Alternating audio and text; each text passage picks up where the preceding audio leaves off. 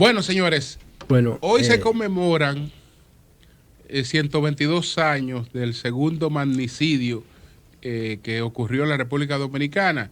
El primero fue el del presidente Pepillo Salcedo, el segundo el del dictador Ulises Herou. Entonces, tenemos a José Rafael Vargas para hablar un poco de este acontecimiento que ocurrió en Moca hace 122 años. Buenos días, Vargas, ¿cómo estás? Buenos días, Julio. Un abrazo a todos ustedes. Aquí estoy compartiendo los actos conmemorativos de este 122 aniversario del ajusticiamiento de Lilis. Explícanos qué fue lo que ocurrió. Lilis había ido solo, sin custodia, a Moca, porque la custodia la había despachado hacia Samaná. Visitaba la casa de su amigo Jacobo de Lara. ¿Qué pasó? Bueno, hay que recordar que en el año de 1879 se había iniciado en el país un proceso liberal democrático que encabezó Gregorio Luperón y que establecía como sistema elecciones cada 2 años. Él dijo en el 79: yo gobernaré solo 1 año, y así lo hizo del 79 al 80, y en el 80 comenzó a dar paso a cada uno de los presidentes que comenzó a sucederse: el presidente Meriño, el presidente Villini, el presidente Ulises Herou, el presidente Alejandro Hugo Figil, ¿no? Entonces, en el caso de Lilis, le gustó mucho el poder. O sea, el gusanillo como que se le metió, y en el año 87 retornó al poder por una jugada que hubo con Alejandro Hugo Figil y una persecución a Luperón, que tuvo que irse del país, y se convirtió en dictador. Es el primer líder del Partido Azul que traiciona los principios del movimiento liberal y ya no actúa como un líder democrático, sino como un dictador. Y entonces ya no habían elecciones a partir del 87 cada 2 años, sino cada 4 años, y luego ni siquiera cada 4 años. Simplemente Lili se quedó en el gobierno. Ya en los finales del siglo XIX, el presidente Herou estaba confrontando serias dificultades económicas, de déficit en la economía, y hubo que recurrir a préstamos con comerciantes del Cibao, de La Vega, de Santiago, de Puerto Plata, de Moca, y había una carga muy fuerte con esos préstamos. Incluso ya los propios comerciantes estaban muy agobiados de los préstamos constantes de Lilis. En esa ocasión, tal y como tú dices, Lilis vino a Moca, vino a caballo, había dejado su seguridad, vino a varias actividades. Una de ellas fue en el club recreativo una noche antes. Se había familiarizado con muchos comerciantes de aquí de la región, no solamente de Moca, de Santiago, de La Vega. Y antes de irse de la ciudad, él tenía que ir a saludar a su gran amigo Jacobo de Lara, en la calle 26 de Julio, donde hoy existe el Museo Histórico Cultural 26 de Julio. Allí había un almacén de don Jacobo, y al lado vivía él y su familia. Entonces, ya estando allí, había una conspiración que se había organizado para terminar la dictadura. Al frente de esa conspiración estaba Horacio Vázquez, estaba Moncáceres y 35 jóvenes más, de diferentes familias de aquí, de la ciudad de Moca. Pablito Arnó, ahí estaban los Contín. Había familias que tenían hasta 3 y 4 personas involucradas. Eran 35 jóvenes. Uno de esos jóvenes era Jacobito Lara, hijo de don Jacobo, que había vivido en el exterior.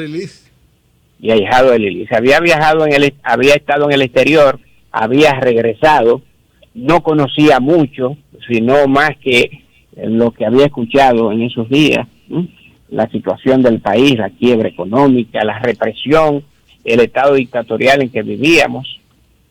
Y bueno, y se había involucrado en el movimiento. Ese día en la casa de don Jacobo de Lara prácticamente estaban ellos dos solos, Jacobito y la familia de don Jacobo. Ya cuando Lili se despedía, apareció de repente Jacobito con un revólver y le disparó a Lili. Trató de defenderse, pero cayó del tiro. Y luego lo remató con un disparo Mon Cáceres. Él cayó en una mata que está donde hoy está la plazoleta 26 de julio, al lado del museo que es la casa de don Jacobo de Lara aquí en Moca. Y ahí fue que lo remató Mon Cáceres. De manera que ese es un acontecimiento singular que va a cambiar la historia dominicana a partir de ese momento. Sin embargo, hay que decir que es una historia que se repite, porque luego tuvimos el acontecimiento de 1930, que trae otro dictador, y viene otro magnicidio. Sí. Es decir, en el año de 1961 un grupo de mocanos y de líderes patriotas del país, encabezado por Antonio de la Maza, acometen una acción similar contra Trujillo, la gesta del 30 de mayo. Hay quienes dicen que esa es la gesta de la libertad. Yo digo que no. La gesta de la libertad se dio el 26 de julio, un día como hoy, de 1899, con el ajusticiamiento de Lilis. En 1861, es decir, 100 años después, lo que se produce, 100 años no, digamos que aquello fue en el 60 años después, lo que se produce es la recuperación de la libertad en 1961. Pero la primera vez que la recuperamos, que la obtuvimos, fue en 1899. De manera que lo que hay que establecer es que la libertad en la República Dominicana nace auténticamente en 1899, un día como hoy, 26 de julio, y se recupera en 1961, un 30 de mayo. Algo similar a lo que pasó con la independencia. La independencia la logramos en 1844 y la restauramos en 1865. Esa es la realidad de la República Vargas, Dominicana. Además del elemento que coincide en estos dos magnicidios, digamos, cuyo actor principal es un mocano, en el caso de Antonio de la Maza, Trujillo, en el caso acá de esta conspiración de varios mocanos, ¿a qué se deberá, Vargas, que el macho dominicano, cuando se sabe en peligro como se sabía Lili, o se sabe en peligro como se sabía Trujillo, prefieren una demostración de valor andando solos? Pero recuerda que no es solamente del dictador. Hay a veces mucha confianza en el liderazgo criollo. Recuérdate cómo murió Mon Cáceres en noviembre de 1911. Es decir, prácticamente Mon andaba solo en el malecón de Santo Domingo en su coche, y así es que lo matan. Había sido lo que mató a Lilis. Exactamente, uno de los que había participado, el que le dio el tiro a Lilis. Es decir, hay mucha confianza después de mucho tiempo en el gobierno del liderazgo nacional. Tú coges la historia y eso se repite con mucha frecuencia, no solamente en los dictadores, sino en los gobiernos democráticos. Mon Cáceres fue un gobierno democrático. Andaba solo, ¿no? Y prácticamente así fue que lo matan, en una emboscada, ahí cerca entre la Máximo Gómez y el Malecón, en 1911. De manera que yo pienso que eso tiene mucho que ver con la forma en que somos, la ingenuidad con que actuamos. Trujillo nunca se imaginó lo que podía pasar esa noche, pero ya los que estaban preparando el magnicidio sí sabían que ese descuido se venía produciendo hace años. O sea, la conspiración no fue de un día ni de un mes, eso tenía mucho tiempo. Incluso se había barajado en varios lugares. Moca fue uno de esos lugares. Sí. Y finalmente se dieron cuenta que ese día salió solo, porque la información llegó directa desde el Palacio, a través de Amadito García Guerrero, quien participó directamente en la acción militar, y así pudo terminarse esa férrea dictadura que se cercenó al país por 31 largos años. Bueno, pues muchas gracias, José Rafael Vargas. Muchas gracias. Gracias, Vargas. Un abrazo.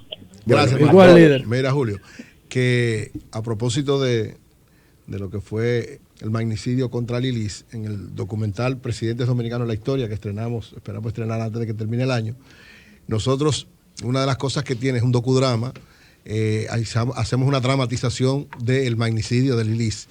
Y lo filmamos, lo íbamos a filmar en el mismo sitio donde sucedió, lo que pasa es que hay muchas construcciones modernas. Entonces lo hicimos en el Museo Moncáceres, es decir, Moncáceres fue el que dirigió, uno de los que principalmente participó en este ajusticiamiento de Lilis. Entonces en la casa de él, don Mario Cáceres, su nieto, tuvo la gentileza de prestarnos esa área, y ahí hicimos una dramatización. Y otra cosa importante, quien nos narra todo lo que aconteció es nada más y nada menos que el historiador mocano y exdirector del periódico Diario Libre, Adriano Miguel Tejada. Es decir, Adriano Miguel, que en paz descanse, 10 días antes de morir, nosotros tuvimos una entrevista con él y nos narró, él fue uno de los que más investigado sobre la muerte de Lilis, nos narró completamente todo lo que aconteció y nos dio autorización para usar su voz, y una parte de su voz están en el documental. Así bueno, es que esta también situación que hoy se cumple, en verdad, se recuerda lo que tiene que ver con el ajusticiamiento el dictador Lilis, está en este documental que vamos a presentar y que gracias a Dios lo pudimos hacer en el mismo museo Moncáceres. Bueno, también decir que además de un año más, 121 años del asesinato de Lilis, sí, también se están celebrando 68 años del asalto al cuartel Moncada. Fue el inicio de la revolución cubana. En julio del 1953, que fue la base, no el inicio, fue la base. Exacto. De alguna manera el inicio, pero el preludio. Entonces, eso para que las nuevas generaciones puedan tener una idea completa de cómo un solo partido y un grupo de líderes puede gobernar un país durante 62 años.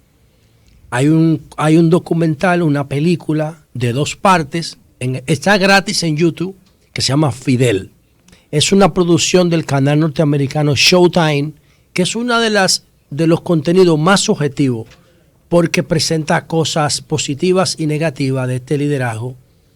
Y yo les invito a verlo en YouTube, porque está gratuito. Son 2 partes. La parte 1 de Fidel, cuando llegan a la revolución, cuando llegan a La Habana, desde la montaña, incluso antes de eso.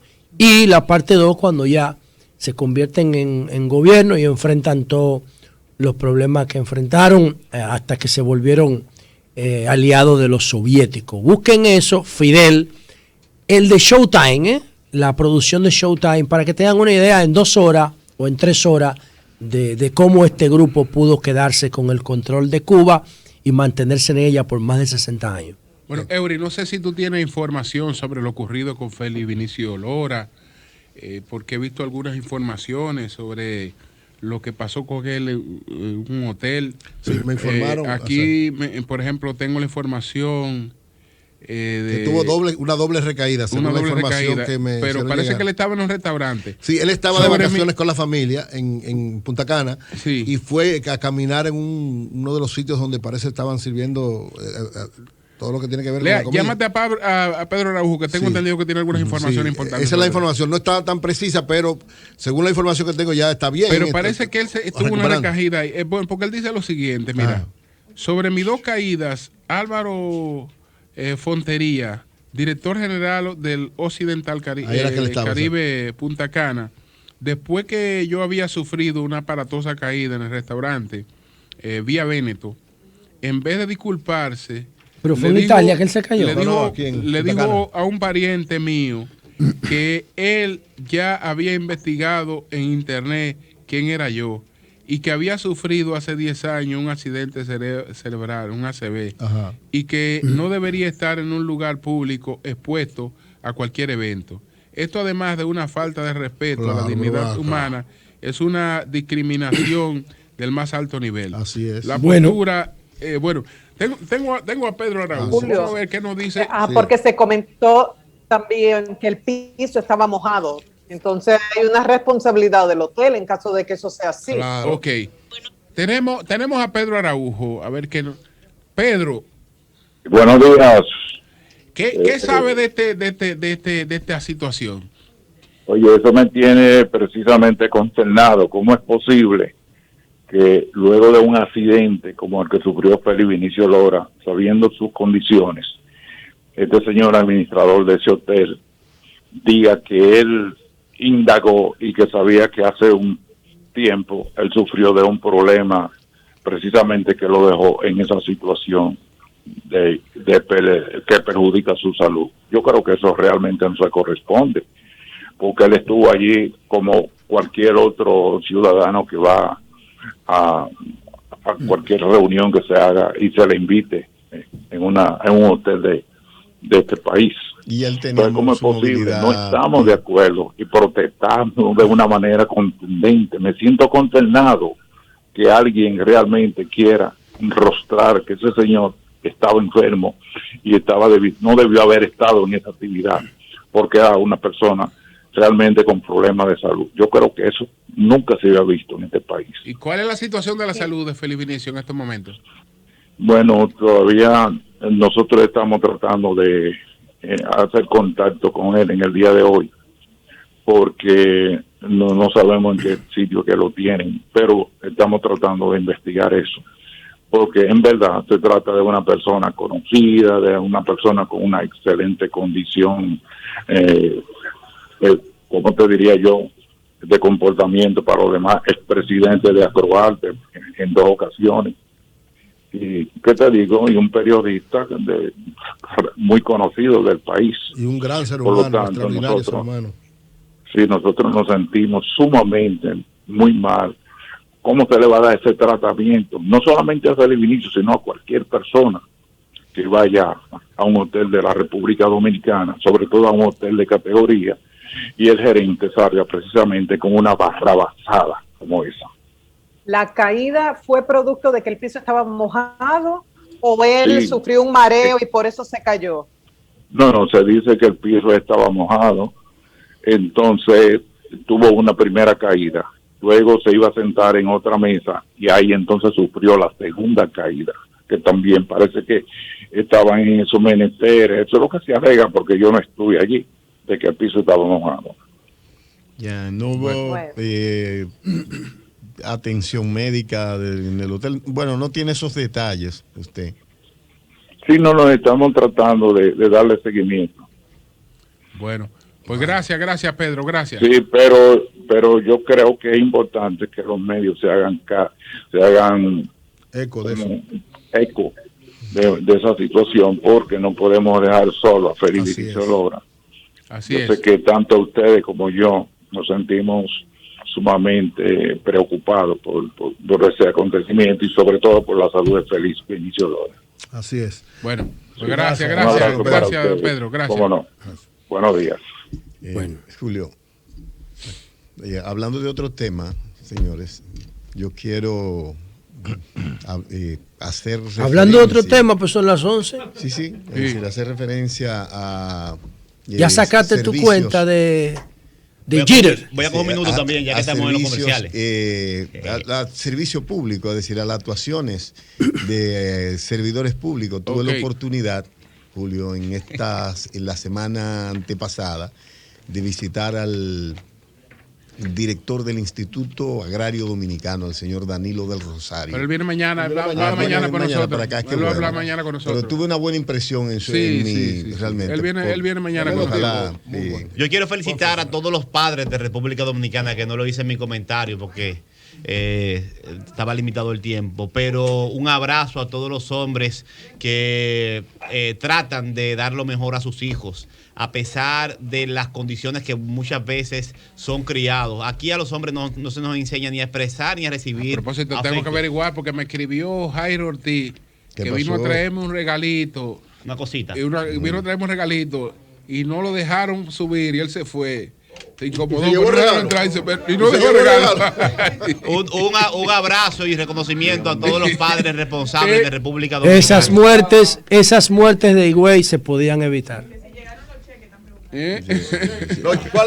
La gente lo está cambiando, en la Bueno, ahora mismo. A Eury le llega un cheque y lo devolvió, dije que eso atrás. En la San Martín, yo no cobro con cheque. Y recuerden,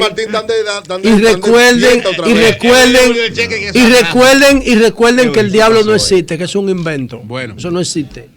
Pues, no se dejen engañar. Gracias a José todos. sigue en su campaña. Vamos de inmediato con Hugo Veras y Vehículos en la Radio.